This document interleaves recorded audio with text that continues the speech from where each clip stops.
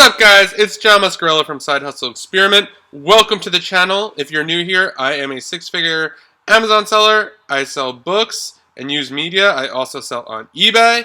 All that stuff behind me is boxed up for eBay. In today's video, I'm going to cover 5 places that you could find books, profitable books to sell on Amazon. The last one that I'm going to mention is one of my favorites, and a lot of people aren't going there. And I'll tell you, I'll kind of dive into those reasons. But yeah, let's get into it. Please like the video. Please subscribe to the channel. I'm always trying to help you guys out to get started reselling, make some income off of Amazon and eBay. So let's get into it. So the first place, it's definitely obvious, but thrift stores. So the not so obvious part is how to find thrift stores. So most locations where you live, there'll be Goodwill, Salvation Armies, I think Savers. A lot of it's regional. Some have these, some places don't. But there'll definitely be a big thrift store chain in your area, most likely. One of the best ways to find them is Google. So I would Google your location and then thrift stores and then see what pops up. One of my favorite ways to do it, not all thrift stores will come up in the Google search, which is weird. But when you're out and about, you could use your phone. So if you typed into the Google Maps app in your phone, like or whatever you use to get directions, usually you could search like restaurants or hotels. You could search thrift stores. And a lot of the times there are thrift stores in there that aren't on Google when you search on the desktop or probably maybe on your mobile phone. But when you're in the app, they pop up. I can't tell you how many times I've been to different places. And I do research and I'm just like, oh, like there's 5 thrift stores in this area. After I go to 1 or 2 of them, I'll type thrift stores in and like a bunch others will pop up. So that's definitely a good tip. Number 2, Facebook Marketplace. Facebook Marketplace can be a really good place. A lot of people post that they have a ton of books. They're either cleaning out a house or they have, I don't know, just a lot of books. Someone recently, I found a couple weeks ago, I found a ton of DVDs. Someone was leaving. They had a flea market business. They no longer wanted to do it. So I bought about 7,000 DVDs and CDs for I think like $750 or something. It was very profitable. But you just never know. They wanted them out. They needed them out like right away. They needed money because the flea market, I don't know, wasn't doing well or whatever. So they unloaded all this inventory. I will probably triple or 5x that money easily. So Facebook Marketplace. Number 3, Nextdoor. Not a lot of people are talking about Nextdoor, but Nextdoor, if you're unfamiliar, is a local app. So I think it goes like 15 or 25 miles from your location. So it's very, very convenient. People do post on there, but your best bet would be make a post, say, hey, if you have extra books laying around that you no longer want to need, I will come and pick them up for free, and you will get a ton of responses. I've done this before. The really great part about Nextdoor is since it's so targeted based on your location, all the pickups are really close. So it's not like you're going to be driving a half hour, 40 minutes. You'll probably be driving 20 minutes max. A lot of people will tag you, be like, oh man, like this guy's taking books. Like you should check this out, Sally. So it's really good. And a lot of the people on Nextdoor have actually like called me again and again to come back, or they've referred people. So Nextdoor is quickly becoming one of my favorite places to get these kind of books. Number 4, library sales. There hasn't been too many library sales because of everything going on, with COVID and all of that, but they are starting to start up again from what I understand. I have never been a big fan of library sales. I do not like all the chaos during the library sales, and it's just not for me. But a lot are starting to pop up again. You could go to booksalefinder.com.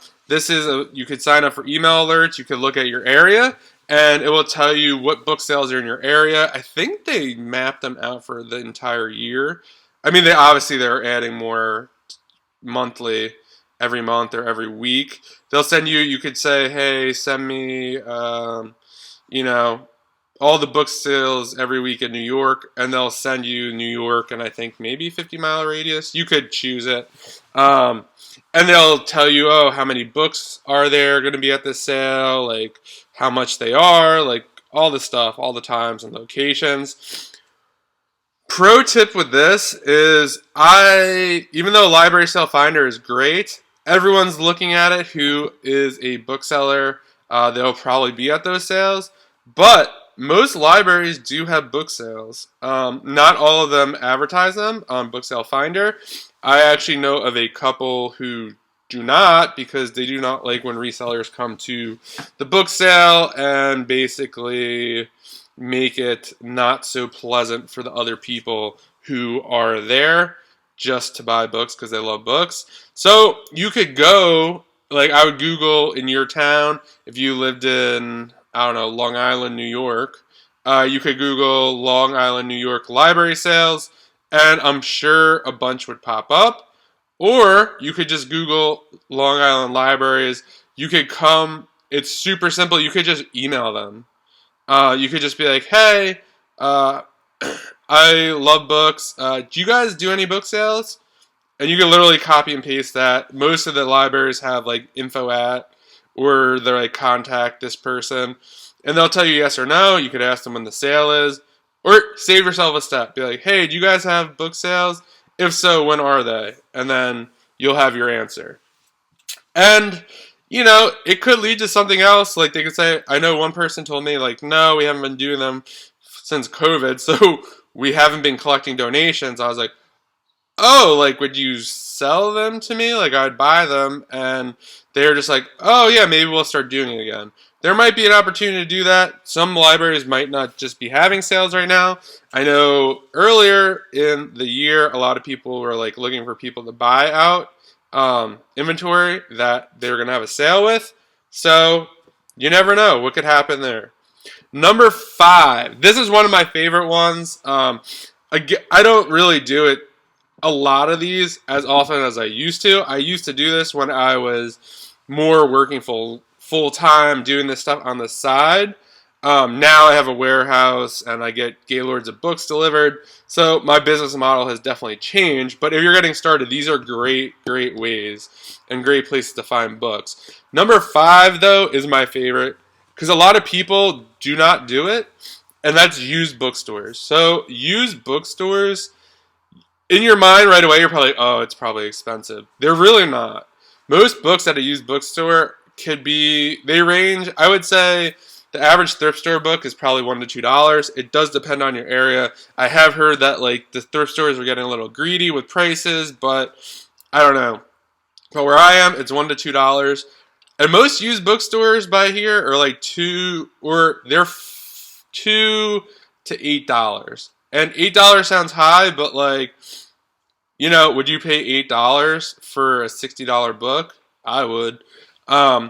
But the hack is to reach out to these bookstores and email them to say, hey, this is the best thing to do. So you go to the bookstore, you check it out, see what the prices are, yada, yada, yada.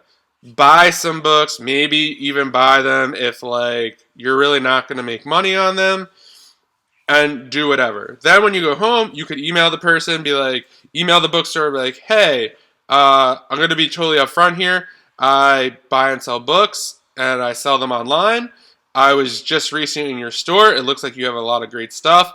I would love to buy a lot of books for my business, but I can't buy them at the $4 and $8 price. Would you be able to negotiate down if I bought X amount of books?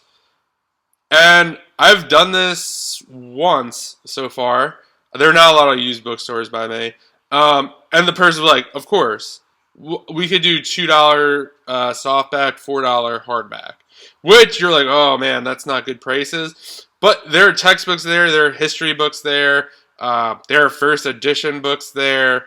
To be honest, it's super worth it. Pro tip: not a lot of resellers are going there either because they're afraid of the price tag. Um, and another benefit of this is the person I worked with, they're just like, we don't take donations. If you want, everyone who calls and asks if we accept donations, I can send them your way. And that did work out. They let me put my business cards on the counter so people could pick them up. So it could also lead to more business potentially. So yeah, that's all I got for you guys. A couple hacks in there to kind of.